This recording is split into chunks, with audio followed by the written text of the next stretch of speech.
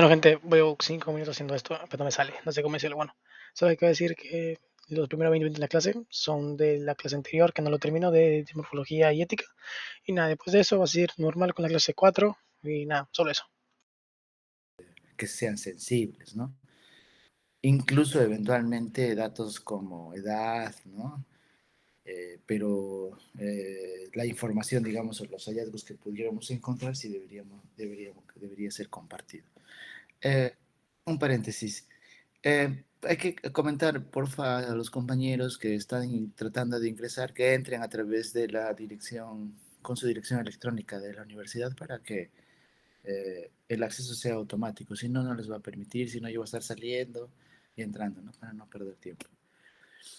Entonces, algunos ejemplos sobre dilemas éticos relacionados, por ejemplo, al cribado poblacional, a lo que es el diagnóstico prenatal, ¿no? Y en el cribado poblacional, por ejemplo, ya hemos visto hace unas semanas sobre lo que es el tamizaje neonatal, o por ejemplo sobre el tamizaje o el cribado relacionado al diagnóstico prenatal, ¿no? Por ejemplo, nosotros queremos estudiar una población específica para determinar algunos factores de riesgo elevado. Y la idea, lógicamente, es utilizar algunos test o pruebas para determinar ese riesgo, ¿no? O sea, qué grupo podría estar o no eh, en esta población.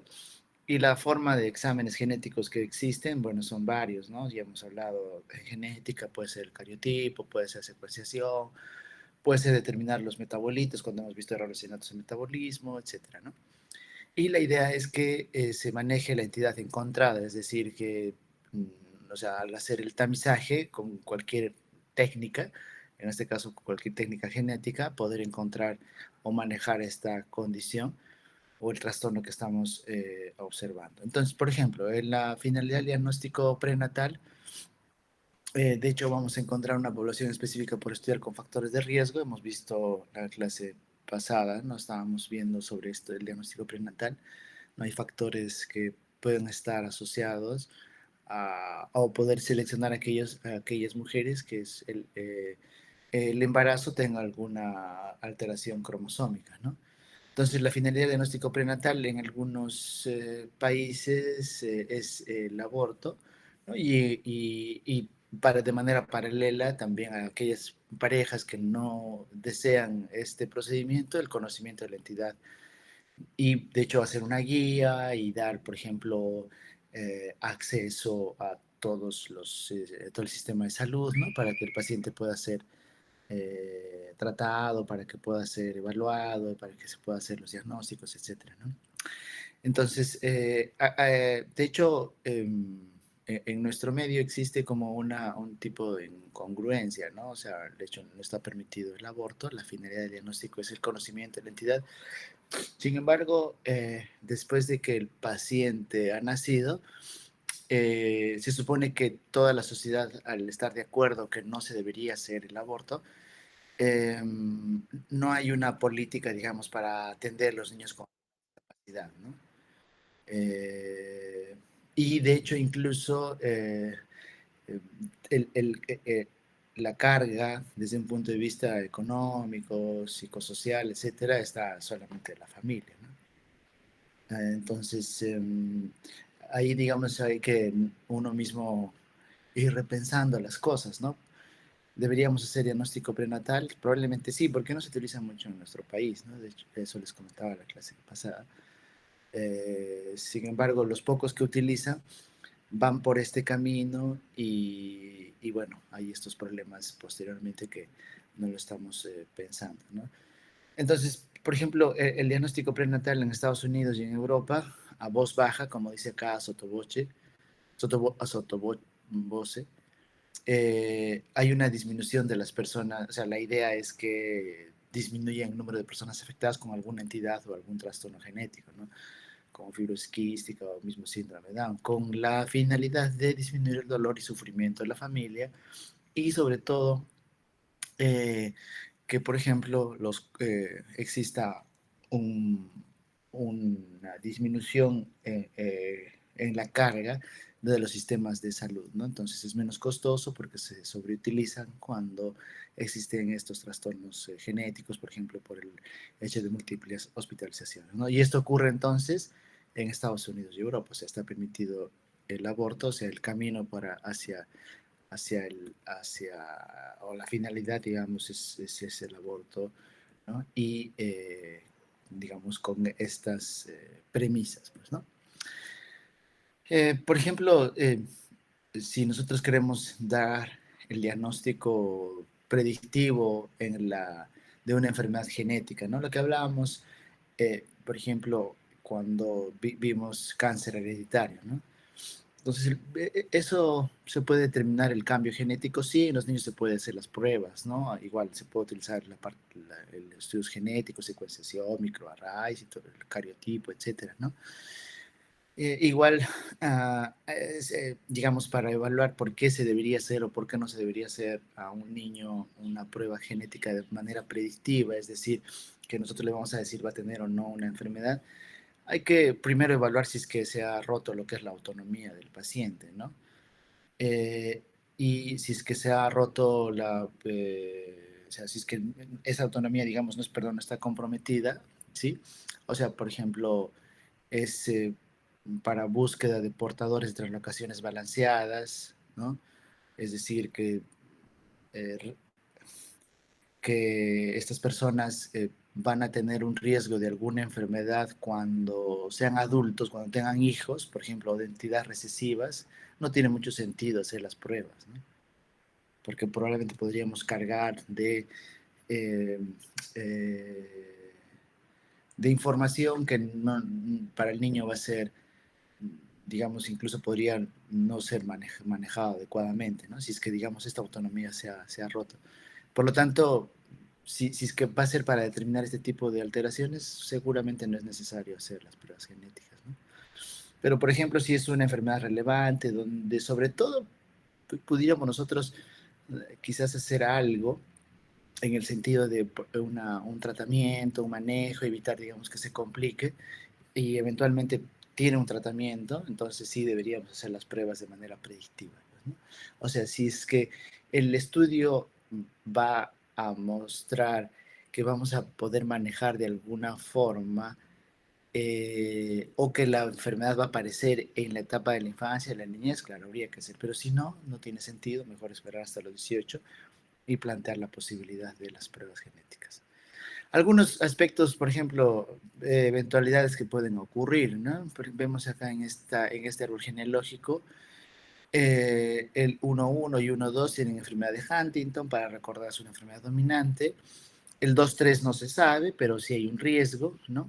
Pero el 3.1 quiere saber si tiene o no la enfermedad. Es una persona adulta y quiere decir, bueno, yo quiero saber si podría tener enfermedad de Huntington porque tengo estos dos antecedentes, ¿no? 1.1 y 2.2. Entonces, se le hace la prueba genética, ¿no? O sea, a veces, ¿por qué no se hizo? Pues lo más sensato sería que esta persona sea, pero a veces hay personas que no quieren hacerse las pruebas genéticas, dicen, no quiero saber, ¿no? Yo no quiero saber qué es lo que me va a pasar, si tengo lo mismo que mi papá, que mi hermano, simplemente no quiero saber, ¿no? Y si es que, pero esta persona sí quiere saber, igual es libre de elegir, ¿no? Entonces, si se hace una prueba, en todo caso, y sale positivo, entonces lógicamente él también tendría la enfermedad y en algún momento va a desarrollarla, ¿no? Entonces, ¿cómo tomaría esa noticia, ¿no? Esta persona? Entonces hay que evaluar, digamos, y con ese antecedente, ¿no? Algunos aspectos relacionados entonces en este proceso de determinación del riesgo de recurrencia, ¿no? Eh, por ejemplo, padres que acuden con antecedente de una enfermedad genética. Acá se determina el riesgo a través de una prueba, ¿no? Y en todos estos aspectos van a haber eh, diferentes, digamos, puntos que a veces eventualmente son complicados de, de evaluar, ¿no? Sobre todo, por ejemplo, el acceso a las pruebas, cuán costoso es, si es que tiene cobertura o no por los seguros, ¿no? De hecho, si es que hay una confianza hacia el personal médico. luego después, digamos, en el caso de que uno determine el riesgo y diga, bueno, ya si hay un riesgo elevado de que vuelva a ocurrir un siguiente embarazo con esta condición, eh, a- los padres tienen que decidir si quieren tener hijos o no. Y eso, ¿qué factores van a influir? Lógicamente los sociales, ¿no? O sea, a veces en la sociedad puede haber presión, los factores religiosos, los mismos factores educativos, ¿no? Y por otro lado, digamos, si es incluso una enfermedad que puede tener tratamiento, no solamente es, bueno, sí, hay tratamientos, sino qué disponibilidad existe, ¿no? Si son costosos, si es que y además si son costosos a su vez son cubiertos por los seguros y lógicamente si están aprobados por FDA y EMA, ¿no? Entonces hemos dicho ya que el asesoramiento genético es no directivo, la idea es conocer el pronóstico, el riesgo de para conocer el riesgo de algunas entidades adicionales o comorbilidades y la idea es compartir la información de los estudios genéticos a la familia, ¿no? Algunos aspectos relacionados a la genética de las aseguradoras. De hecho, hay un antecedente de una familia, perdón, de una aseguradora bueno, de las aseguradoras en Inglaterra que exigía al Estado para que los laboratorios o el mismo Estado de la información de los estudios genéticos de las personas que se hayan hecho alguna prueba de estas, ¿no?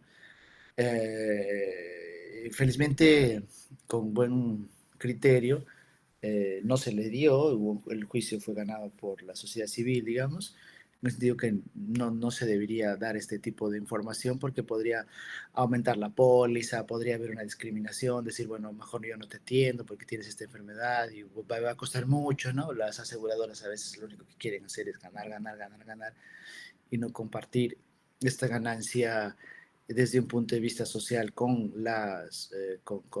todas las personas, ¿no?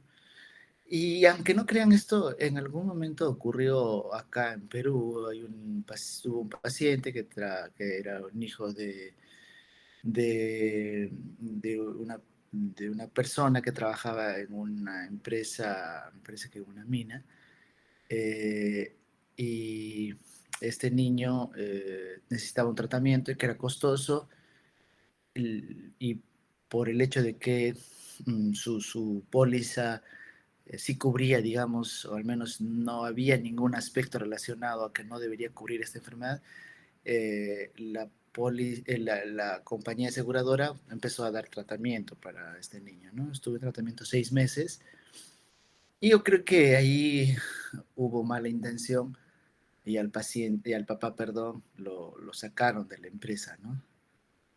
Y inmediatamente perdió el seguro privado y le dijeron, ya no te puedo comprar y sorry, ¿no? Entonces, ese tipo de cosas suceden, ¿no? Y de hecho, esto pasó en nuestro medio. La terapia génica hemos visto que cada vez hay más enfermedades, ¿no? Y hay algunos aspectos, no solamente en terapia génica, sino en otro tipo de terapias en las que las familias pueden aceptar tratamientos innovadores o de prueba, ¿no? Con la idea de que eventualmente una persona pueda curarse, ¿no? Entonces aceptan cualquier investigación, ¿sí? Entonces hay que tener cuidado en ese aspecto. Seguramente ustedes van a poder, van a vivir, digamos, con más de cerca estos aspectos, ¿no? Porque la terapia génica cada vez tiene mayor disponibilidad, ¿no? ¿Y qué aspectos, digamos, sí debería definitivamente no estar dirigida a la terapia génica, si es que son por fines eugenésicos, ¿no? Definitivamente. Y el otro aspecto en general, en lo que es tratamiento de cualquier enfermedad, es el acceso, ¿no? Como hemos dicho hace un momento, utilizando los principios bioéticos de justicia, todos deberíamos acceder a los tratamientos que eventualmente estén disponibles, independientemente del costo, ¿no? Si es que están, se debería acceder. Con relación a la clonación e investigación con células madre, de hecho, esta de la oveja Dolly en 96, ¿no? Fue un hito. Sin embargo, esto utilizarlo para el ser humano, hay un rechazo, ¿no? O sea, no existe, perdón, alguna posibilidad, ¿no? Entonces hay un completo rechazo a la clonación reproductiva, pero sí a la clonación terapéutica, ¿no? Es decir, al utilizar células para poder, por ejemplo, hacer órganos, ¿no? Solamente lo que uno le hace falta, digamos, ¿no? Pero el problema muchas veces en estos casos es de dónde tengo que, o sea, para formar un órgano tiene que haber un proceso de que estas células sean, digamos, células embrionarias, ¿no? Entonces, ¿cuál va a ser la fuente de células embrionarias? Lógicamente, no deben ser células embrionarias porque muchas veces se tratan sin respeto, ¿no? Y hemos visto la clase, hace 3 clases, sobre algunas consideraciones sobre el origen de la vida, ¿no? Ah, en este ejemplo, lo que muestran es, ¿no? Se toma la célula del paciente, un ovocito sin núcleo, ¿no? Se procede a formar un embrión, luego las células madres se cultivan y luego, digamos, se puede tener células sanguíneas, intestinales, ¿no? O sea, la idea es que eh, eh, de dónde se debería tomar un embrión, ¿no? En este ejemplo, eventualmente podría ser esta una posibilidad. En Perú, digamos, no existen leyes relacionadas, por ejemplo, a la protección de identidad del genoma, ¿no? De las personas. Con relación a la clonación, parcialmente, sí, parcialmente. Sin embargo, hay como un tipo de bloqueo con relación a la clonación reproductiva, perdón, a la clonación eh, terapéutica, perdón, a la clonación terapéutica, y tampoco no existen para la diagnóstica e investigación genética clínica, o sea, hay unos vacíos todavía, ¿no?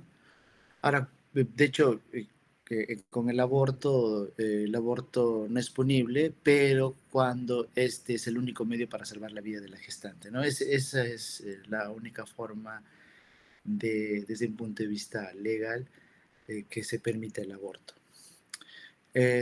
Para las enfermedades raras, a veces tenemos igual, a veces uno dice ya, que tengamos leyes, pero a veces a pesar de las leyes, los reglamentos o las normas no se cumplen o no se hacen, ¿no?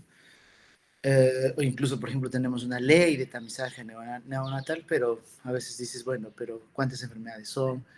¿Cuántas se están haciendo en el mundo? ¿Cuántas se están dejando de diagnosticar? ¿No? Hay una brecha muy, muy grande, ¿no? De solo 4 o 5 enfermedades a más de 40, 50 que están haciendo a nivel mundial. Ok, entonces esto es lo que tenemos para hoy día y ahora vamos a hacer entonces, eh, no sé si hay alguna pregunta. Es medio complicado. Sistema nervioso central. Eh, Algunos aspectos que ya vimos la clase pasada, perdón, hace 2 clases sobre el tubo neural. El tubo neural tiene una secuencia, ¿no? Para que se forme esta. Primero se observa la línea primitiva y el nodo primitivo.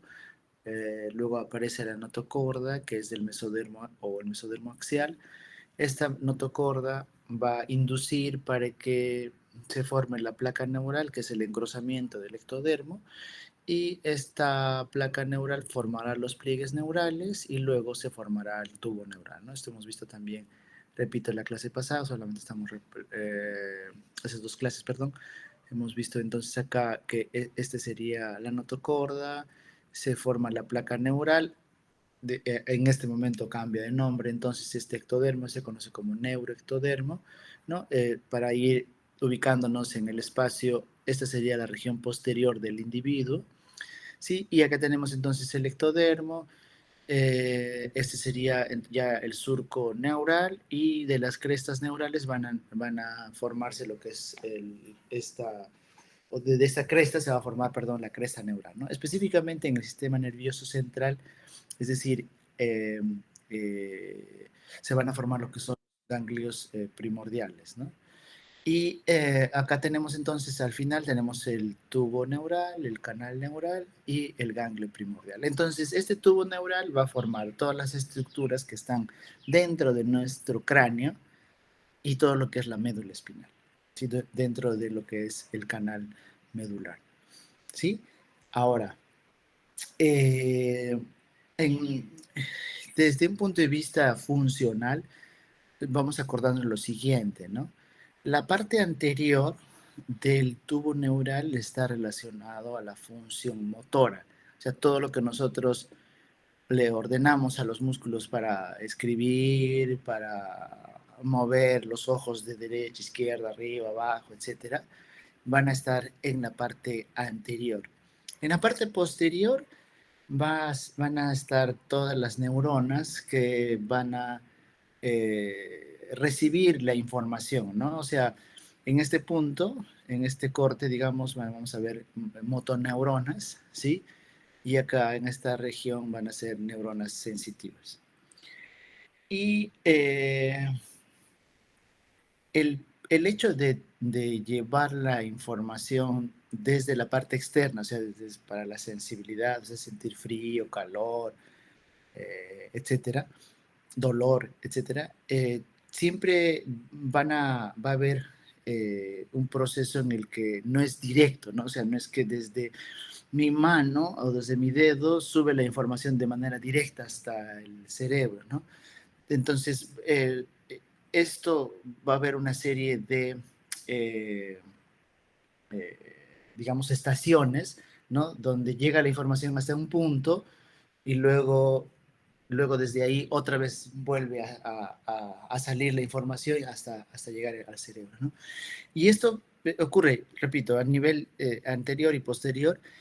Y hay una característica que se ve desde un punto de vista anatómico que son los ganglios, ¿no? Estos ganglios, no los ganglios linfáticos, para no confundirnos con este término, sino son estos ganglios sensitivos que sirven como estaciones, ¿no? Y que están por fuera de la médula, en este caso específicamente de la médula espinal, ¿ok? Entonces, los ganglios espinales se forman a partir de la cresta neural. Hemos comentado también que existe esto del cierre del tubo neural, que vamos a ver un neuroporo craneal o rostral y un neuroporo craneal, ¿no? Y van a aparecer, va a empezar a cerrarse a partir de la aparición de estos somites o somitas, ¿no? Eh, entonces, desde ese punto se va cerrando hacia arriba y hacia abajo. ¿Qué se refiere a esto? Vamos a dibujar un embrión de perfil, ¿ok? Y en este embrión de perfil les voy a mostrar cómo serían los cierres, ¿no? Entonces, desde que aparecen los somitos, que más o menos, digamos, estaría en este punto, lo que se pensaba era que el cierre desde este punto que he marcado de color azul se iba hacia la región craneal y luego de manera continua hacia la región caudal. Entonces, al final teníamos este neuropodo rostral y caudal. Sin embargo, como ven acá, lo que dice es que a nivel rostral van a ser en 3 puntos, o sea, no es continuo, sino digamos de esta manera, en este sentido, ese es un primer punto, hay otro punto acá y otro punto acá, ¿sí? Y en el sentido caudal, el cierre es desde esta posición hasta acá y desde esta posición hacia abajo. O sea, no es de manera continua y por eso lo que está comentado acá se explicaría de esta manera, ¿no? De hecho, entonces va a haber una progresión hacia la región rostral y desde este punto hacia la región caudal en diferentes puntos. Antes del cierre completo van a aparecer entonces 2 aberturas. Al final tenemos 2 aberturas. Después, lógicamente, esto se completa, se termina de cerrar. Es un poco más sencillo, ¿sí? Se cierra se cierra esto y luego se quedan abiertos estos 2 neuroporos y luego se cierran, ¿no? Y esto explica por qué los defectos del tubo neural pueden aparecer en diferentes posiciones, ¿no? Esta teoría de los cierres en distintos puntos, ¿ya? Ahora, hemos hablado de la neurulación la clase pasada. Esa es la neurulación primaria y acá vamos a repasar. En la neurulación secundaria, esto va a ocurrir en la región sacra y coxigia. Es decir, la neurulación primaria, o sea, la formación del tubo neural es en gran parte de todo el sistema nervioso central, ¿no? Pero la región sacra, es decir, al final de la columna vertebral, va a ser a través de esta neurulación secundaria. Y como ven ustedes en la imagen, no existe, digamos, la notocorda, que se forma la placa neural, se forma el surco y luego el tubo, ¿no? Sino de manera, sin formarse esta placa neural, etcétera, las células que están en esta región se van a condensar, ¿no? forma como un cordón medular y luego, digamos, igual hay un precursor de notocorda que eventualmente también va a ir dirigiendo para que se termine de formar este tubo neural en esta región sacra y coxigia y luego se unen las dos, lo que es el tubo neural primario y luego se une con el tubo neural secundario, pues, ¿no? Ahora, a nivel del encéfalo, o sea, a nivel del cráneo, cuando hablemos a partir de ahora de encéfalo, van a ser todas las estructuras que están dentro del cráneo, todas las estructuras del sistema nervioso, ¿no? Eh, entonces, el tubo neural que hace un momento estábamos viendo, como su nombre dice, entonces va a ser desde la región craneal a caudal un tubo, ¿no? Un tubo, pero en la región, esto va a ser la región craneal o el cráneo, o sea, intracraneana, y esta va a ser la región medular, ¿ya? Entonces, al inicio tenemos este tubo neural y vamos a ver que en la región craneal se van a formar unas vesículas, ¿no? Así se llaman, vesículas. Estas vesículas van a ser como que prolongaciones, van a tomar una forma, ¿no? Desde la parte superior de la región más craneal e inferior se denomina el prosencéfalo, luego viene el mesencéfalo y el rombencéfalo, ¿no?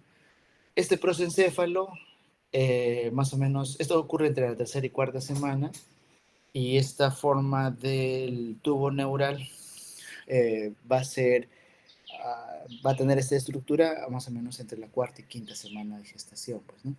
Entonces, este prosencéfalo va a formar a su vez dos estructuras, el telencéfalo y el diencéfalo. El mesencéfalo es esta estructura del sistema nervioso central que no va a cambiar de nombre, y el rombencéfalo que va a estar en la parte más caudal del cráneo, ¿no? Va a formar el metencéfalo y el mielencéfalo. Y luego entonces tenemos, si vemos a este embrión de perfil, tenemos el telencéfalo, el diencéfalo, mesencéfalo, este es el rombencéfalo, y en el rombencéfalo tenemos el metencéfalo y el mielencéfalo, ¿no? Y, y la estructura que continúa, que está acá, que estoy señalando, sería la médula espinal, ¿ya? Ahora, hemos dicho entonces, en este tubo neural, o sea, en esta parte central, esta hueca, pues, ¿no? Porque como su nombre dice, es un tubo. Y en este tubo, este tubo va a formar lo que son entonces lo que se denominan los ventrículos, ¿no? Entonces tenemos los ventrículos que son el primer ventrículo, tendría que ser el primer ventrículo, pero como no es uno solo, ¿no? Entonces vamos a tener dos ventrículos laterales que van a ser parte de lo que es nuestro cerebro, ¿no?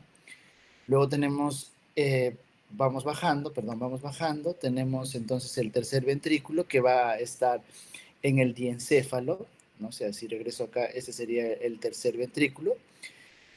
A nivel del mesencéfalo no se forma un ventrículo porque en realidad ya es un canal pequeño, delgado, que ese sería el acueducto de Silvio o el acueducto mesencefálico. Y al final tenemos en el rompencéfalo se va a formar el cuarto ventrículo. Repito entonces, miren acá, estas estructuras serían ventrículos laterales, y acá entonces sería uno y 2 o 1 y 2 como quieran, pero son ventrículos laterales. Este sería entonces el tercer ventrículo, acueducto de Silvio, y el cuarto ventrículo. ¿Qué son los ventrículos? Esta estructura que va dentro, que está vacía, ¿no? Y que se va a llenar de líquido cefalorraquídeo. Entonces, al final tenemos que, ya hemos hablado de la vesícula primaria, formarán estas vesículas secundarias acá, ¿no? Estas son las vesículas primarias, prosencéfalo, mesencéfalo, rombencéfalo, y las vesículas secundarias serían, perdonen, estas de acá, ¿no? O sea, ya en la cuarta, quinta semana de gestación, acá, como vemos acá.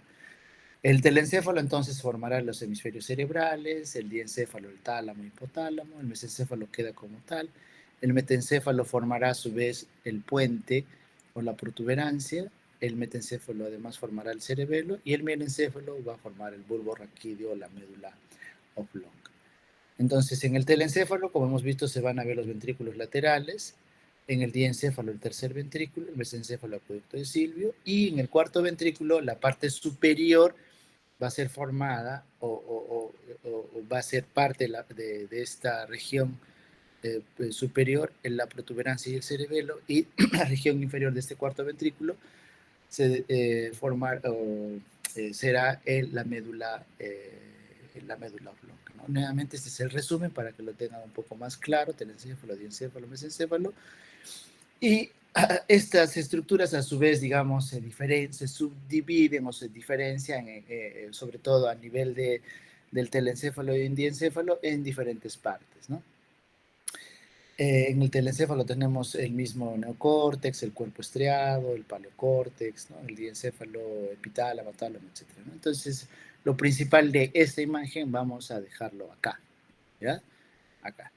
¿Ya? Estas, digamos, la subdivisión de esto no es necesario, al menos, ¿no? En esta parte, ¿no? La idea es que tengamos claro, al menos hasta la quinta semana. La sexta, digamos, tener, sobre todo en el telencéfalo y el encéfalo, existen una serie de estructuras, ¿no? Que van a ser parte del cerebro, principalmente, ¿no? Del cerebro.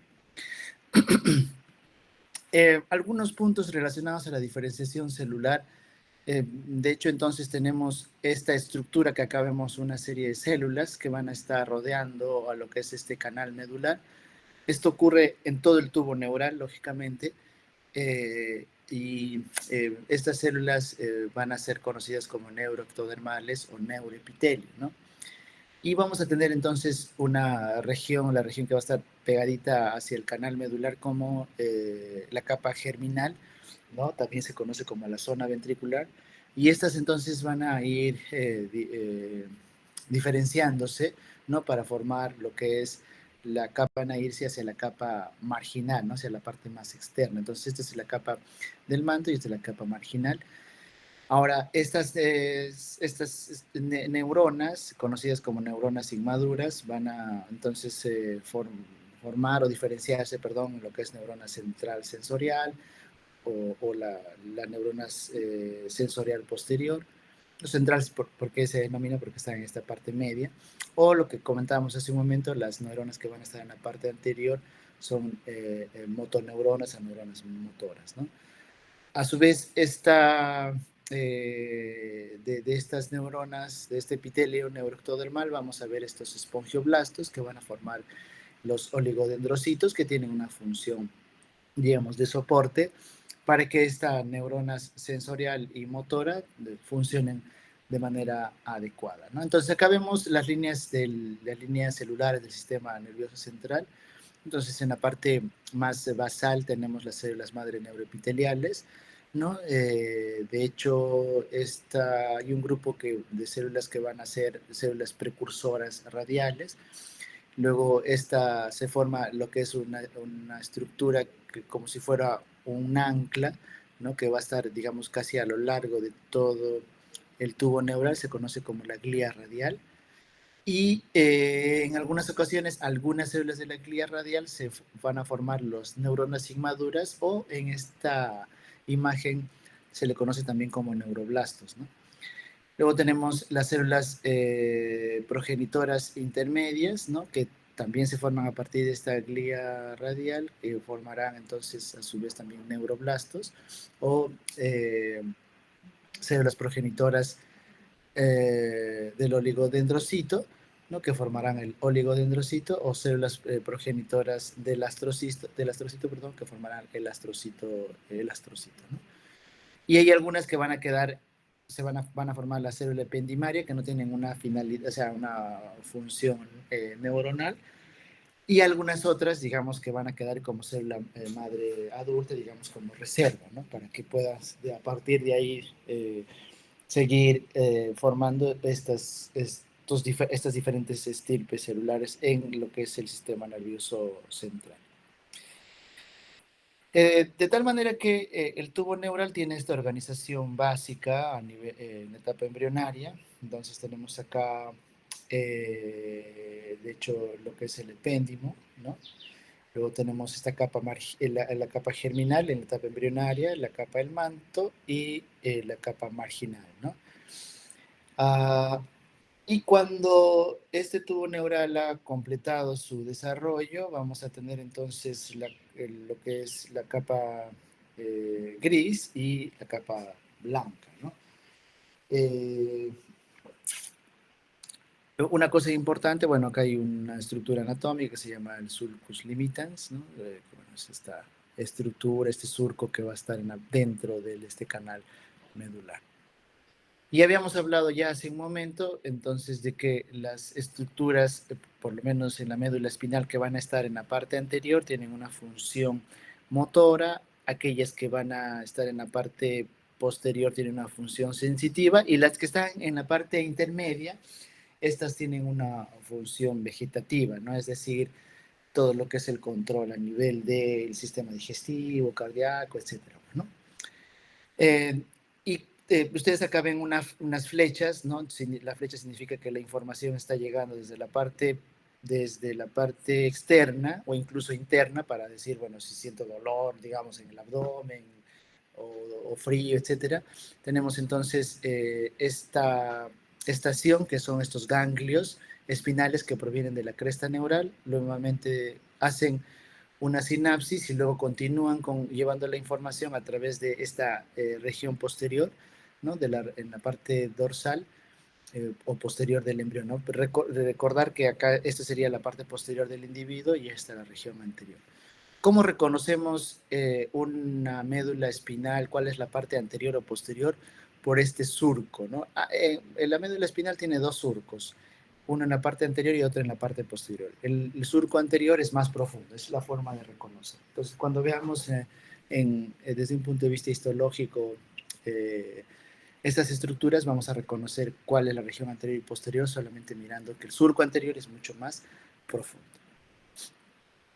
Esta imagen solamente es para que ustedes tengan presente, ¿no? Que en la médula espinal, a su vez, hay una subdivisión en en las dos astas, ¿no? Ya sea en el asta anterior o en el asta posterior, ¿sí? Y en el asta intermedia, ¿no? Entonces hay una serie de células sí, de diferenciaciones celulares que van a tener diferente función, ¿ok?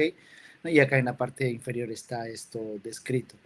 Esta parte ustedes lo van a ver en el curso de anatomía, específicamente en neuroanatomía. O sea, no es la finalidad de esta parte decirles si esto es un aferente somático general o una propiocepción, qué se refiere a propiocepción, sino lo que quiero que se lleven a, lo que tengan el concepto de que en la médula espinal, entonces, esta es la región anterior, y lo reconozco porque tenemos el surco, lo sé que en la parte anterior, entonces, van a estar relacionadas a la función motora, en la parte intermedia a la función vegetativa y en la parte posterior a la función relacionada, son neuronas sensitivas, ¿ya?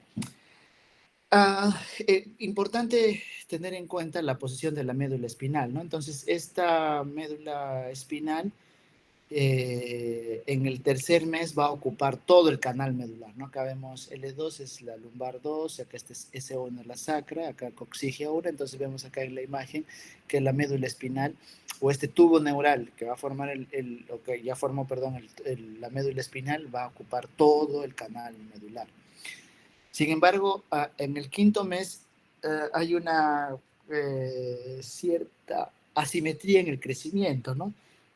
La médula espinal deja de crecer con la misma rapidez que el mismo canal medular, de tal manera que en el quinto mes del embarazo, este es el quinto mes del embarazo, vamos a tener que la médula espinal no ocupa todo el canal, sino solamente llega hasta S1. Miren, ya son por lo menos son varios centímetros, ¿no? Que ya está en esta región, está, digamos, vacía, ¿no? Y cuando uno llega, mejor dicho, cuando uno es recién nacido, esta médula espinal va a alcanzar L3, ¿no? L3, o sea, la lumbar 3. Entonces, acá ustedes van viendo de que estas estructuras de color amarillo son nervios, ¿no? Acá vemos entonces lo que es la raíz del ganglio, ¿no? Del primer nervio sacro, ¿no? Que está a la altura de S1, digamos, a su misma altura, y esto de color amarillo, estas líneas son nervios, ¿no? Estos nervios, entonces, cuando en el quinto mes ya no está a la misma altura, como se ve acá, sino está casi entre L3, L2 aproximadamente, y al nacimiento vemos que es del, todos estos nervios que estaban entrando a la misma altura ya no están a la altura de S1, sino de L1 aproximadamente, ¿no? Y lo que vamos a ver entonces es que vamos a ver estos nervios que van a ocupar esta región inferior, o sea, desde cuando uno recién nacido, desde L3 hacia abajo, desde la lumbar 3 hacia la región sacrocoxigia, va a no contener médula espinal, sino vamos a tener estos nervios, ¿no? Y además tenemos esta estructura que es lo que es dura madre principalmente, ¿no? Aracnoides dura madre, es decir, lo que va a proteger a la médula espinal, esta membrana que protege a la médula espinal, eh, tiene que anclar, ¿no? O sea, hay un anclaje, ¿no? Como ven acá, la dura se va a anclar para que no se mueva la médula espinal, si no se movería, pues, de un lado para otro, ¿no? Entonces la idea es anclar a la región inferior, pero como no hay ese crecimiento asimétrico, vamos a tener que se forma esta estructura que se llama el filum terminal. Entonces, toda esta estructura de estos nervios y el filum terminal se conoce con el nombre de cauda equina, ¿no? Entonces, como ven acá, la posición de la médula espinal varía y, de hecho, incluso cuando uno es adulto, este punto no es en la tercera, sino en la primera lumbar. Y esta consideración anatómica hay que, digamos, recordar, sobre todo cuando uno quiere acceder a recolectar una muestra del líquido cefalorraquídeo que está en la parte, digamos, protegiendo a la médula espinal, ¿no? Entonces se considera eh, estos puntos anatómicos para hacer las punciones lumbares que le llaman, ¿no? Por eso se llama punción lumbar. Entonces uno entra con una aguja entre las dos vértebras hasta antes de, o mejor dicho, hasta el mismo el espacio subaracnoideo, ¿no? Entonces, en este caso, cuando uno es recién nacido, tenemos que entrar entre L4, L5, L3, L4, ¿no? En la parte inferior, ¿no? Y mientras cuando uno es adulto, podemos entrar entre L2, L3, ¿no? Para que poder acceder, porque es para no dañar a la médula espinal. Ya hemos hablado sobre la cresta neural. Esta cresta neural va a formar estos ganglios espinales, ¿no? Vemos acá en la imagen que se forman estos ganglios primordiales y luego tenemos estos ganglios espinales que están en la parte posterior, ¿no? Entonces, no solamente va a formar estos ganglios espinales, sino también forma ganglios simpáticos del tronco. Hemos dicho que las células de la cresta neural migran hacia la parte anterior, pregunta examen, ¿no? Y incluso en este caso forman ganglios simpáticos del tronco. ¿A qué se refieren? Hay dos sistemas vegetativos, ¿no? El simpático y el parasimpático. En este caso forman ganglios simpáticos del tronco, ganglios del plexo autonómico, si estamos a nivel del abdomen, en el abdomen, y también van a formar parte de la pared de la neurona autonómica, perdón, en el intestino, ¿no? Entonces, para que el intestino tenga estos movimientos de contractilidad, etcétera, de peristalsis, perdón, tiene que haber una orden, ¿no? Y esas órdenes son a través, además de este sistema vegetativo, de las neuronas autonómicas, o sea, que van a estar en esta región y van a ir dirigiendo, ¿no? Incluso la formación de algunas en la función intestinal. De tal manera que entonces la cresta neural van a formar no solamente ganglios espinales, sino estas tres estructuras adicionales.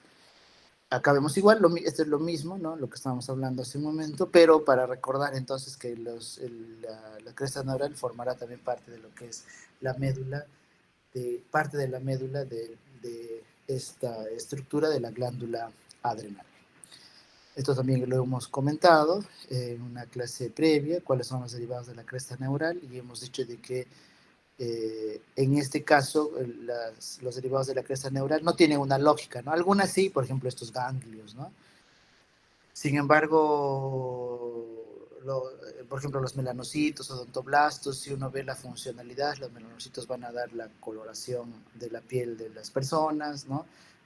Forma incluso parte del corazón, también forma parte de lo que es el diente, también, por ejemplo, huesos de la cara y el cráneo, como vamos a ver más adelante, también estas células de la cresta neural. Entonces, y hemos visto médula espinal. No sé si tienen alguna pregunta, alguna consulta, algo que quieran antes de continuar, un pequeño mini break.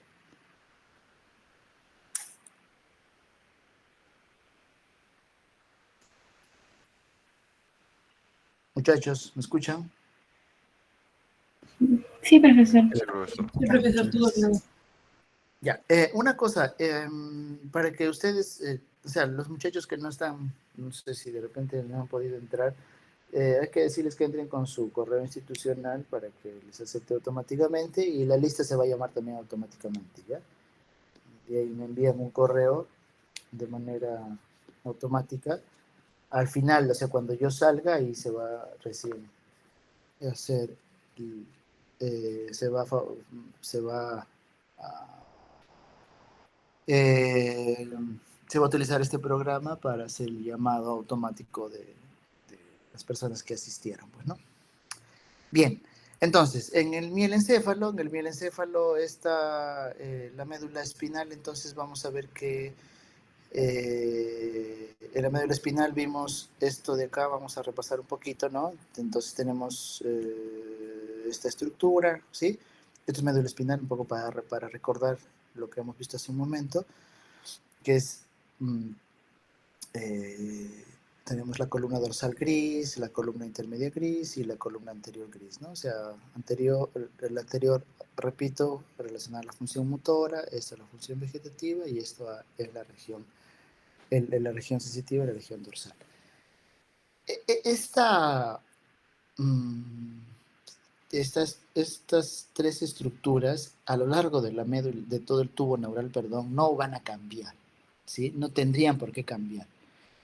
Entonces, lo que vamos a ver en este momento es que en el mielencéfalo, es decir, lo que continúa del tubo neural, pero ya dentro del cráneo, que va a formar la médula oblonga o el bulbo raquídeo, lo que va a ocurrir es que se va a evertir, va a ser como esta parte, perdonen, voy a regresar nuevamente, esta parte se alarga, ¿sí? Se alarga tanto de que va a formar como un techo, como dice acá, ¿sí? Forma un techo, ¿no? Forma un techo ependimario y lo que estaba en la parte posterior, ya no está en la parte posterior desde un punto de vista anatómico, sino en la parte lateral. ¿Ok? En la parte lateral. Igual sigue siendo, va a tener función sensitiva. Y lo que estaba en la parte anterior, bueno, no cambia, como ven acá, porque no se forma nada. Y esto tendrá función motora. ¿Ok? Estos nombres GCE, GCS, lo que les decía hace un momento, que eso lo van a ver seguramente con más detalle en el curso de neuroanatomía, de anatomía. ¿Ok? Como dice acá entonces, las paredes laterales están evertidas. Y ese es mielencéfalo. En el metencéfalo ocurre algo similar, ¿no? Donde vemos que se forma esta placa del techo. La parte posterior se llama placa del techo y la anterior la placa alar, ¿no? La placa alar, esta es la placa basal, perdón, o la parte del piso, ¿no? Entonces el piso, el techo, esos nombres anatómicos tienen, ¿no? Por si acaso. El piso, el techo, tenemos la placa basal y luego la placa alar en este caso. En el metencéfalo entonces, que está más arriba, lo que va a formar la protuberancia o el puente y el cerebelo, igual tiene esta forma, ¿no? Como tubo neural, igual hay una cierta eversión, ¿sí? Una cierta eversión, Entonces, lo que van a estar en la parte anterior igual tienen una función motora y los que van a estar en la parte posterior, como ven acá, una función sensitiva, ¿no? Pero hay una prolongación entonces de este labio rómbico, así se llama, una prolongación de este metencéfalo hacia la parte posterior que se llama el labio rómbico. Y en este labio rómbico se va a formar lo que es el cerebelo, ¿no? Y acá vemos una cosa interesante en la formación del cerebelo, y es que las neuronas que van a, dijimos, entonces hay el neuroepitelio que rodea a lo que es el canal, ¿no? Central, al canal del tubo neural. Estas células, entonces, como ven ustedes acá en estas flechas, van a migrar, ¿no? Y en el caso de la formación del cerebelo, van a migrar hacia la parte externa, ¿no? Hacia la parte externa de esta estructura, ¿no? O sea, hacia esta capa. Y van a formar lo que son las diferentes, lo que es en el cerebelo, eh, lo que es la capa gris, ¿no? Que va a estar hacia la parte externa del cerebelo, ¿no? Y en esta capa gris hay un conjunto de células, como por ejemplo estas células de Purkinje o estas células granulares. También el cerebelo está constituido por unos núcleos cerebelosos, ¿no? Que para que se formen estos núcleos cerebelosos hay una migración, una migración. Entonces acá vemos en el desarrollo del metencéfalo, estos forman el cerebelo y la protuberancia, como hemos dicho, ¿no? Hay un proceso, primero se ven estos labios rómbicos, que es esta prolongación que estamos viendo acá, ¿no? Y progresivamente van a ir creciendo, ¿no? Desarrollándose el cerebelo, y a su vez se observa este proceso, acá vemos los labios rómbicos, ¿no? Y luego va a ir creciendo y formándose estas circunvoluciones, digamos, del cerebelo, o estos giros, ¿no? Y al final tenemos esta corteza gris, ¿no? Que va a estar en la parte externa, y la corteza blanca que va a estar en la parte interna, ¿no?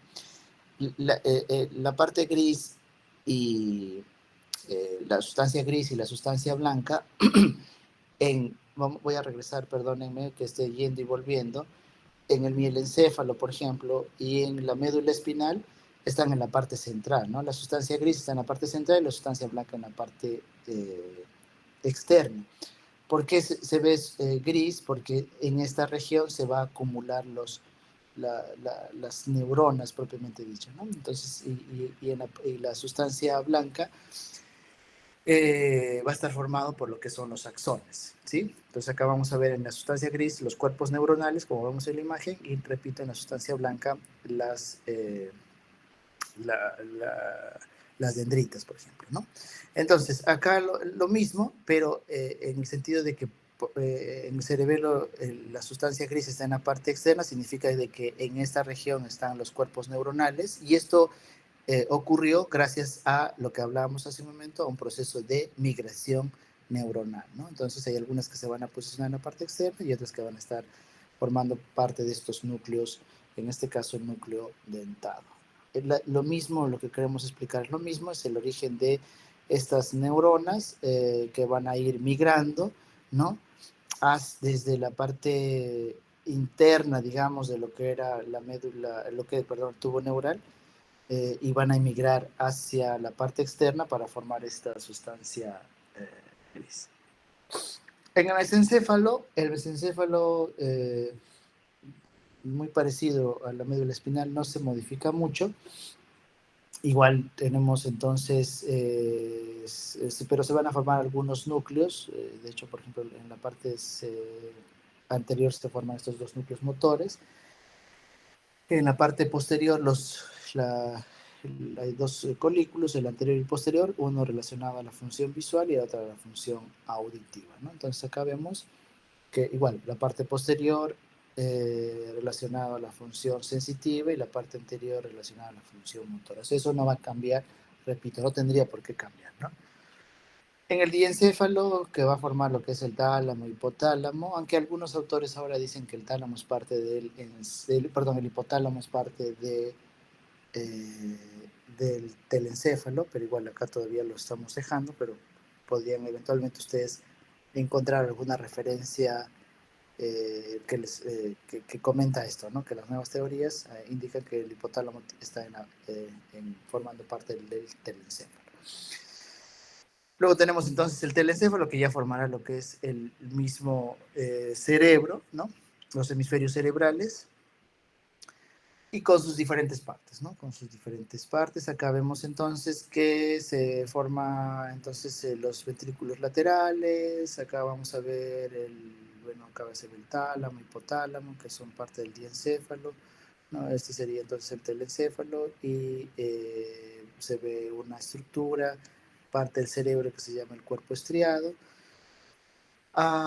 Y bueno, al final tendríamos entonces todo lo que es el encéfalo, ¿no? Toda esta estructura que estoy señalando sería el encéfalo, con lo que entonces desde la parte inferior hacia la parte superior tendríamos la médula oblonga, lo que es la protuberancia, el cerebelo, el mesencéfalo, el diencéfalo, y luego todo lo que es el cerebro y bueno, sus diferentes, conformado por diferentes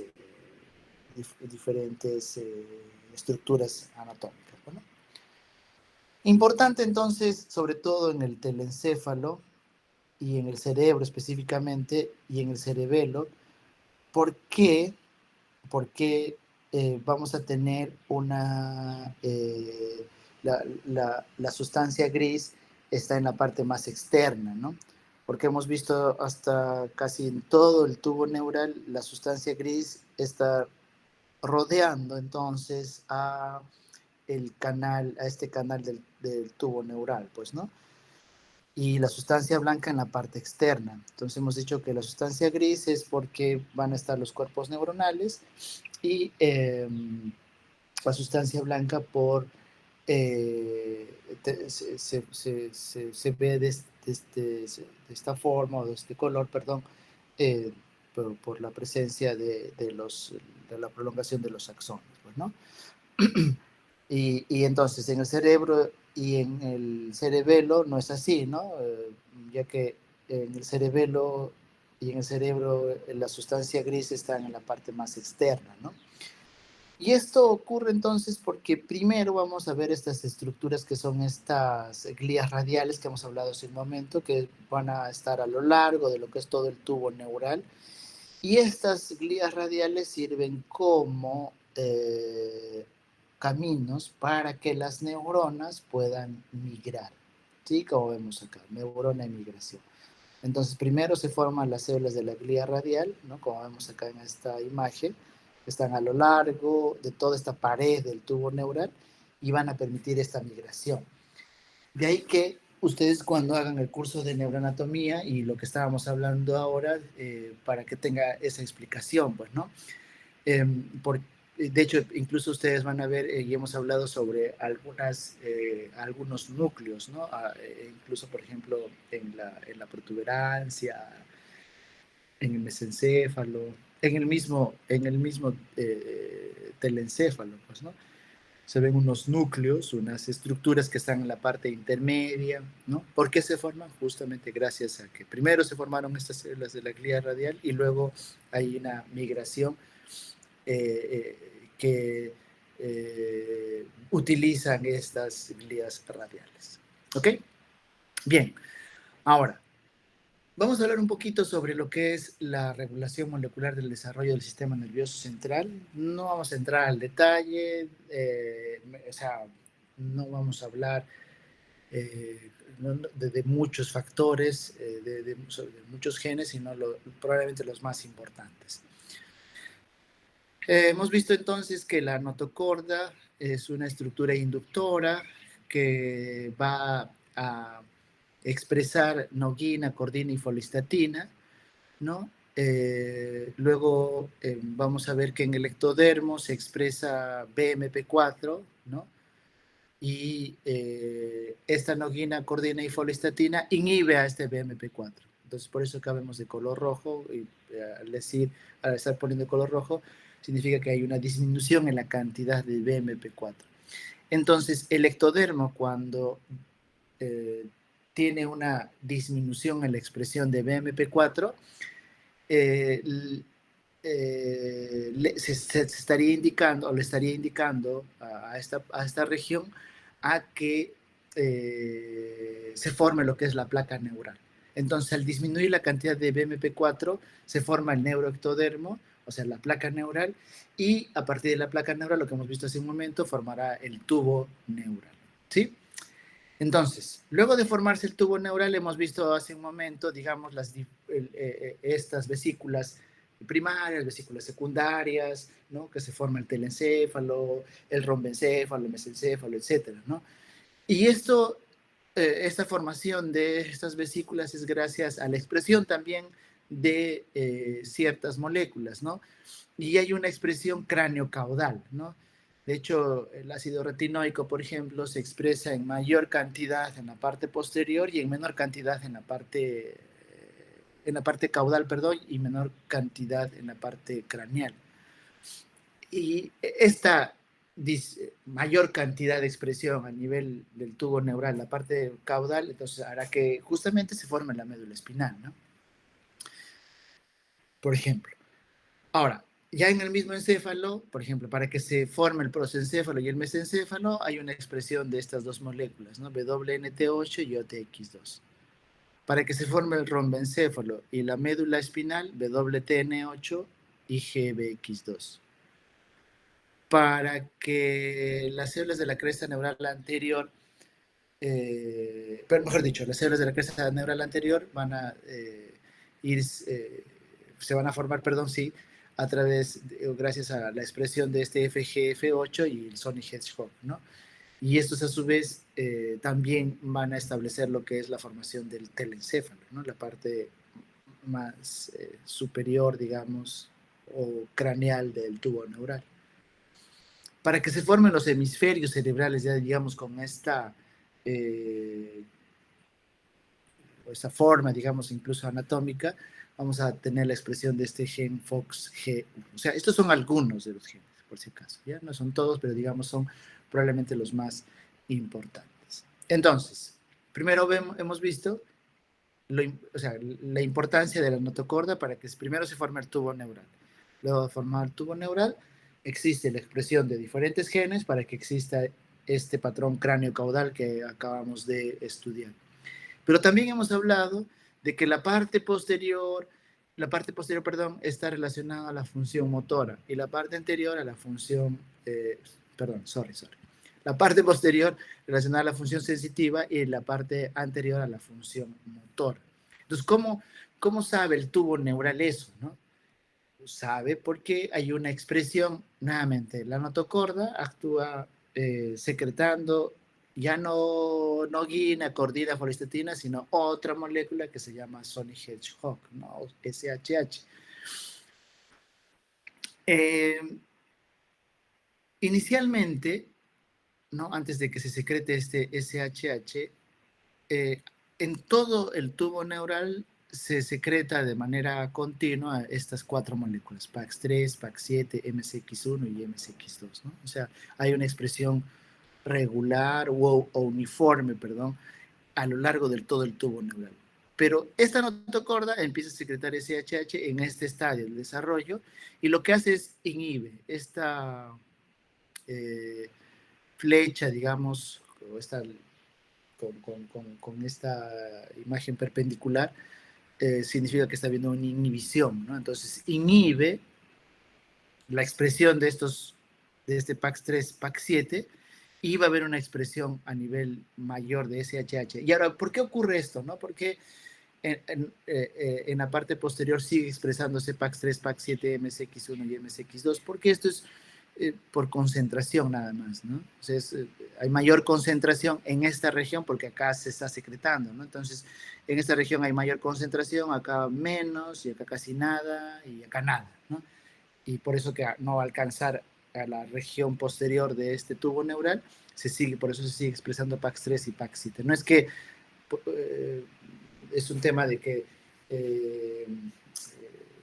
solamente voy a actuar en la parte anterior, porque no sabe cuál es la parte anterior, solo lo que sí se conoce es por la cantidad nada más, ¿no? Por lo tanto, esto entonces estas neuronas van a decir, bueno, ya, como yo tengo mayor expresión de SHH, voy a hacer de que las neuronas tengan esta función motora. Y las que van a estar en la parte posterior van a tener una función sensitiva. Y en la parte intermedia, además de eso, se van a expresar otras moléculas como este NKX2.2 y el 6.1. ¿Sí? En la parte intermedia para que tengan estas neuronas una función vegetativa. Esto es lo mismo, ¿no? Igual. Desde el inicio, digamos, que el SH, el anatocorda es importante para que se forme la placa neural, ¿no? La expresión en la placa del suelo y la placa del techo también tienen esos nombres a nivel embrionario, ¿no? La placa del suelo es la parte anterior y la placa del techo es la parte posterior. ¿Ya? Ahora, por ejemplo, para que se formen las células de la cresta neural, hay una expresión, por ejemplo, de estas células del SNAIL2, ¿no? Sí, SNAIL2. Ok, eso es lo mismo de lo que acabo de comentar. Solamente para que repasen, para que puedan repasar o se queden los conceptos. Los defectos del tubo neural. También ya hemos hablado en la clase pasada, algo sobre esto, ¿no? Es una de las anomalías congénitas más frecuentes. Hay algunas regiones que es muy frecuente, que puede llegar hasta casi 1% de la población, ¿no? Entonces eso hace suponer de que existen características genéticas propias de algunas poblaciones, ¿no? Y las anomalías del tubo neural que son las más severas es la exencefalia, ¿no? Significa que no se formó lo que es la parte superior del cráneo y por lo tanto en el tiempo ese tubo neural, es decir, todo el encéfalo que se formó, se hipotrofia y al final del embarazo vamos a ver lo que es la anencefalia, ¿no? O sea, la falta de encéfalo. Y en el tubo, en la médula espinal, vamos a ver que estos defectos del tubo neural pueden ser abiertos o cerrados, y el más severo es, lógicamente, de estos, el abierto, es el mielo meningocele, ¿no? Vamos a ver mejor unas imágenes para poder entender esto de manera adecuada. En algunas ocasiones, o sea, la mayoría de las veces son abiertos, ¿no? Y esto es casi toda la región espinal, pero en algunas ocasiones pueden ser cerrados, ¿no? Y esto sobre todo en la parte sacrocoxigia, y está relacionado a defectos en la neurulación secundaria. Acordarse de que tenemos neurulación primaria y neurulación secundaria. Existen más de 82 genes que están considerados como factores de riesgo y uno de ellos es que algunas mamás que tienen variantes o mutaciones, ¿no? En este gen de la metilente tetraidrofolato reductasa podrían tener un mayor riesgo de tener niños con defectos del tubo neural, ¿no? Otros factores de riesgo es que la persona haya utilizado anticonvulsivantes, que no se haya alimentado de manera adecuada, sobre todo, por ejemplo, un bajo consumo de ácido fólico antes del embarazo. El ácido fólico tiene que consumirse antes del embarazo. Y de hecho, a nivel mundial, la OMS decretó que es importante la fortificación de alimentos, ¿no? Sobre todo las harinas con ácido fólico. Entonces, lo importante es el ácido fólico periconcepcional, ¿no? Entonces, cuando tengamos una pareja o una amiga que dice, bueno, sí, yo quiero tener un bebé, hay que recomendar el ácido fólico 3 a 4 meses antes, ¿ya? 3 a 4 meses antes. En algunas ocasiones se ha visto que algunas mamás, a pesar que consumieron ácido fólico de esta forma, no previenen la aparición del defecto del tubo neural, ¿no? Sin embargo, hay otra molécula adicional que es el inositol. Entonces, en conclusión, lo que tenemos que hacer es, nuevamente, planificar los embarazos, ¿no? Como ustedes están viendo en este curso de salud pública, lo que es la promoción, ¿no? Importante la promoción, o sea, la promoción es educar, ¿no? Ir educando, hablando, ¿no? Desde ahora, ¿no? Desde cuando somos estudiantes, a la familia, a los amigos, ¿no? Todo lo que uno va aprendiendo vas comunicando, ¿no? Y la idea entonces, decir, si deseas tener niños, toma ácido fólico y vamos a tomar inositol antes de embarazarse, no cuando ya la persona está embarazada, porque ya eso probablemente no, no evite la aparición de los efectos del tubo neural, ¿no? De hecho, el uso de cigarro, alcohol, ¿no? También la idea es que la persona antes del embarazo tenga una buena alimentación, eventualmente no esté en estado de obesidad, ¿no? Ver si es que tiene una diabetes, si eventualmente toma algún medicamento que se tiene que revisar si esto podría ser teratogénico o no. Ya hemos hablado de este concepto de teratogénico. Y es importante el ácido fólico porque tiene muchas funciones, ¿ya? Muchas funciones. Ustedes cuando lean ácido fólico, y de hecho van a tener una tarea la próxima semana relacionada al ácido fólico en el laboratorio y van a buscar información para resolver el cuestionario. Pero adelantando, está relacionado, por ejemplo, a la síntesis y reparación de nucleótidos, o sea, en el mismo ADN. Y, por ejemplo, está relacionado a perdón, son intermediarios en la metilación de la homocisteína, ¿no? Una función a nivel ya específico de este metabolito que es la homocisteína. Entonces, acá vemos lo que es la anencefalia, en este caso el encefalocele, ¿no? Porque es encefalocele, lo que hemos dicho de que toda la estructura que está dentro del cráneo es el encéfalo, entonces acá encefalocele, y este defecto del tubo neural, que es esta masa que se ve en la parte posterior lumbar, es mielo, en este caso mielo meningocele.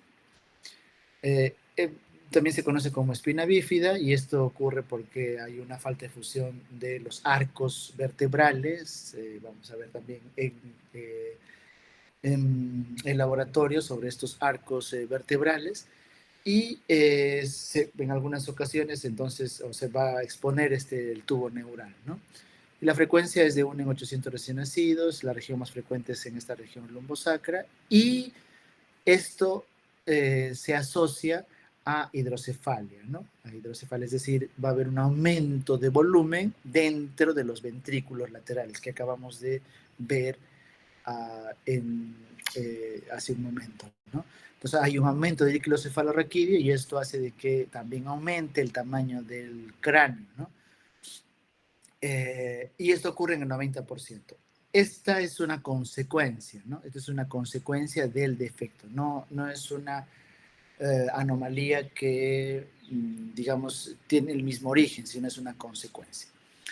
¿Cuáles son las variedades de los defectos del tubo neural? Los más severos son la raquisquisis, es decir, la raquisquisis es cuando no se formó el tubo neural, ¿no? Y esos son severísimos y son óbitos fetales, ¿ya? Incluso hay una muerte intraútero. Los que eventualmente podemos ver clínicamente al nacimiento, entonces vamos a tener la espina bífida oculta, es decir, que este es el cuerpo vertebral, ¿no? Acá tenemos estos procesos transversales, tenemos los procesos, lo que va a formar el canal medular, no se forma, ¿no? No se forma. Entonces acá vemos que está expuesta la médula espinal. ¿Cómo se puede reconocer? Porque si, digamos, uno ve, esta es la parte posterior del individuo, ¿no? La espalda del individuo, ¿cómo puedo yo saber si es que de repente hay una espina bífida oculta, ¿no? Ni que tendría que tener, no sé, rayos X como Superman para poder evaluar esto, ¿no? No, clínicamente podemos sospechar de que hay un defecto, una espina bífida oculta, perdón, por la presencia de pelos en esa región, ¿no? Sobre todo en la región lumbar, o la presencia de hemangiomas. Claro está, si vemos una masa, ya bueno, pues ese es un defecto del tubo neural obvio. Y hay dos tipos, el meningocele y el mielomeningocele, ¿ya? Mielomeningocele traducido al español, o meningomielocele, pero el término en español es mielomeningocele. ¿La diferencia cuál es? Que en el meningocele la médula espinal está en su posición, ¿no? No se ha movido, como en este caso. ¿sí? Sin embargo, al haber un defecto, ¿no?, de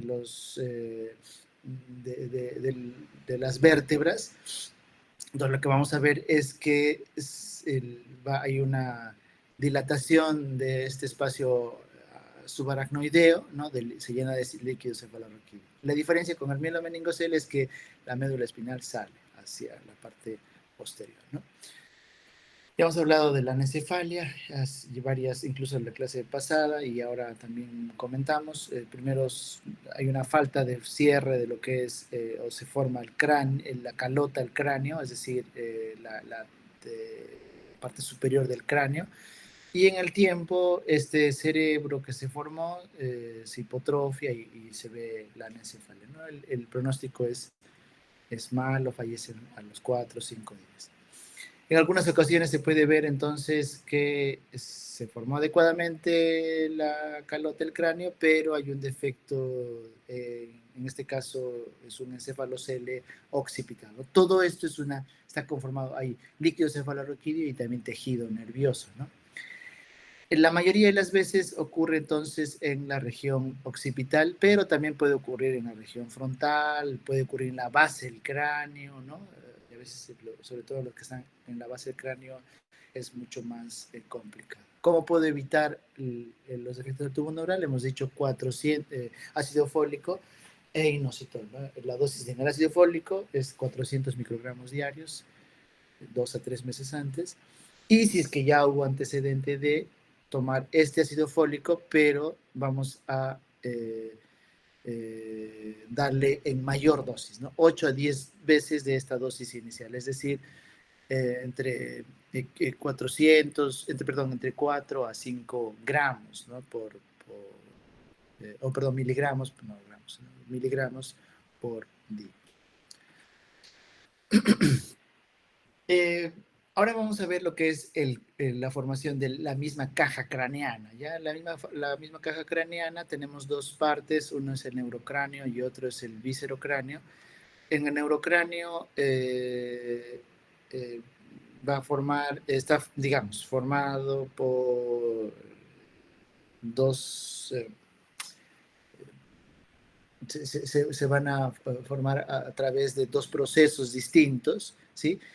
Uno es el neurocráneo cartilaginoso o condrocráneo y otro es el neurocráneo membranoso, ¿no? ¿Por qué se llama cartilaginoso? Porque primero se forma cartílago y luego a partir del cartílago, ese cartílago se diferencia y forma lo que es la estructura ósea, ¿ok?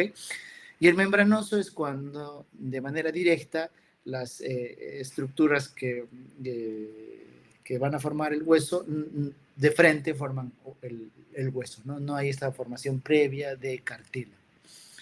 Y en el viscerocráneo, que como digo, van a formar lo que son todos los huesos de la parte de la cara, de la facies. Entonces, el membranoso, como hemos dicho, es cuando se va a formar directamente al hueso, ¿no? ¿Y qué parte de la caja craneana forma? Lo que es la bóveda craneana, o sea, sobre todo la parte superior, ¿no? La parte, me refiero, la más craneal, digamos, ¿no? La parte superior.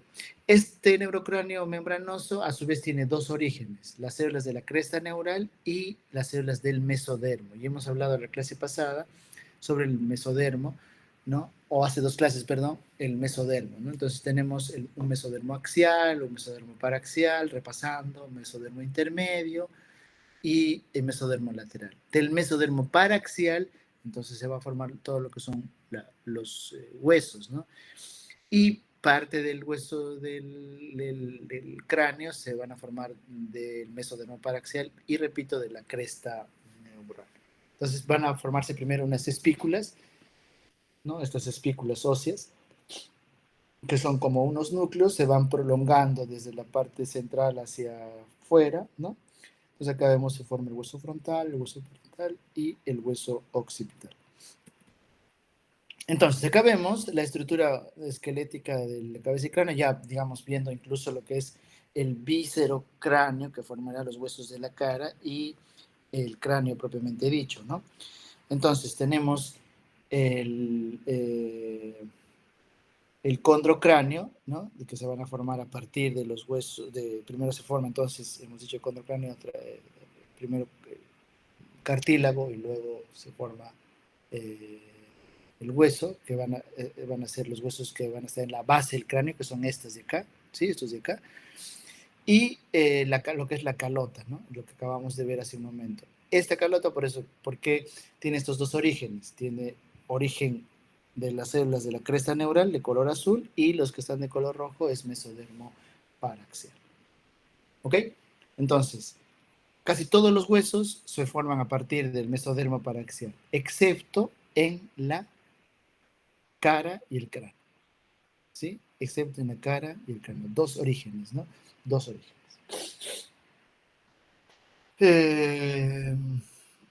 Entonces, en el cráneo lo que vamos a ver es que entre hueso y hueso, acá vamos a ver, entre hueso y hueso vamos a ver estas estructuras que son las suturas, ¿no? Estas suturas son importantes para que el cráneo crezca, ¿sí? Cuando existe, es una región donde hay más de dos huesos, estas suturas se conocen como nombre de fontanelas y estas suturas son importantes, uno, para este amoldamiento, es decir, para que durante el parto no se comprima, digamos, el cerebro, ¿no? Se amolde y se adecue al canal del parto. Y lógicamente el cráneo tiene que crecer después del nacimiento, ¿no? Y esto, como repito, es gracias a las suturas. Entonces acá vemos la sutura coronal entre el hueso frontal y el hueso parietal. Tenemos la fontanela anterior. ¿Por qué se llama fontanela? Porque hay más de dos huesos involucrados en la formación de esta estructura. Acá tenemos la sutura sagital, ¿ya? La fontanela posterior, ¿no? Esta es la fontanela posterior, luego tenemos la fontanela mastoidea o posterolateral, ¿no? Acá tenemos la sutura lamboidea, esta es la sutura lamboidea, la sutura sagital, perdón, la sutura coronal y la sutura sagital, ¿no? Acá vemos, este es un cráneo visto desde la parte superior y este desde la parte lateral. Hemos hablado entonces que el condrocráneo formará la base del cráneo.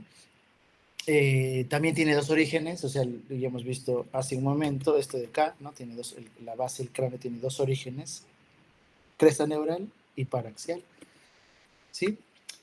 Y la cresta neural va a dar origen al condrocráneo precordal y el mesodermo paraxial dará origen al condrocráneo cordal, ¿no? Estas se fusionan y formarán la base del cráneo.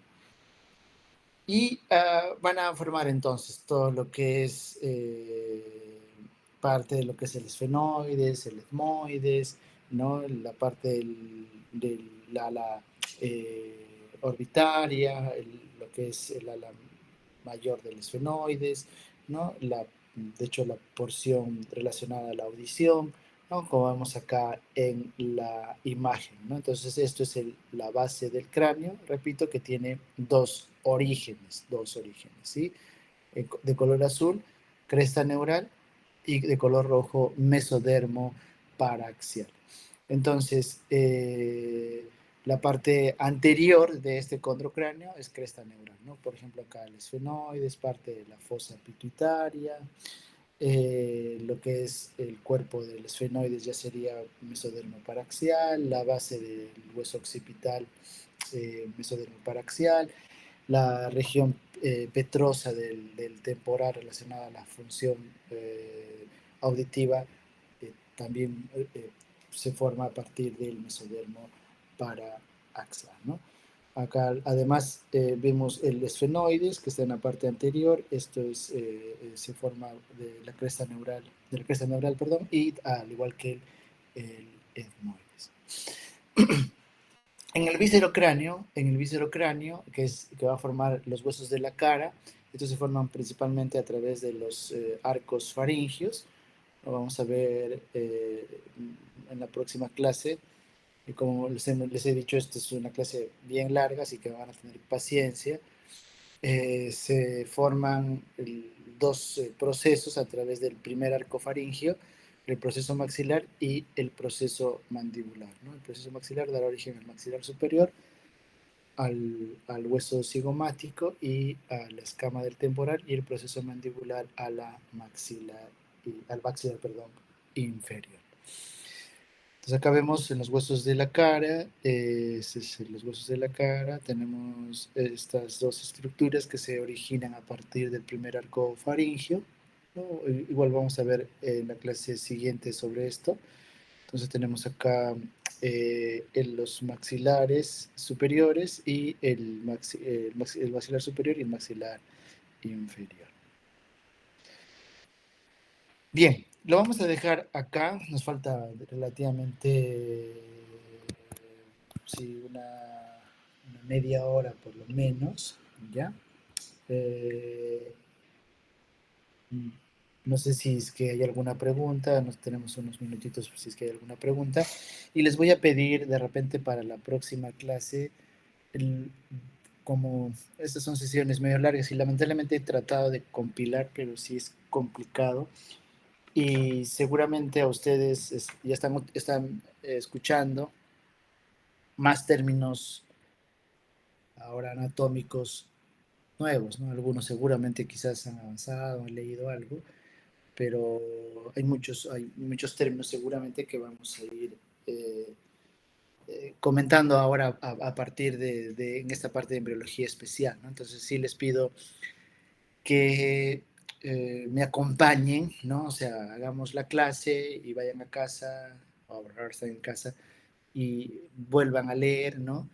Traten de leer un poquito de repente por ahí de la parte anatómica para poder entender estos orígenes, ¿no? Bueno, esto es una cuestión no mía, ¿saben? Sobre el hecho de hacer este curso específicamente en embriología, ¿no?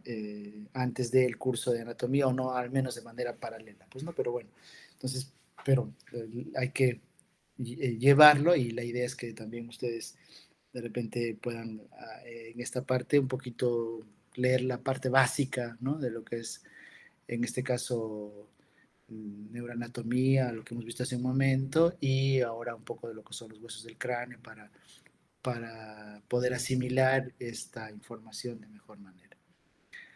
De tal forma, entonces, el pedido es que la próxima sesión, no sé si podríamos nosotros hacer, comenzar la clase un poco más antes, ¿no? No sé, 7:30, si es que se puede, ¿no? Me avisan a través de la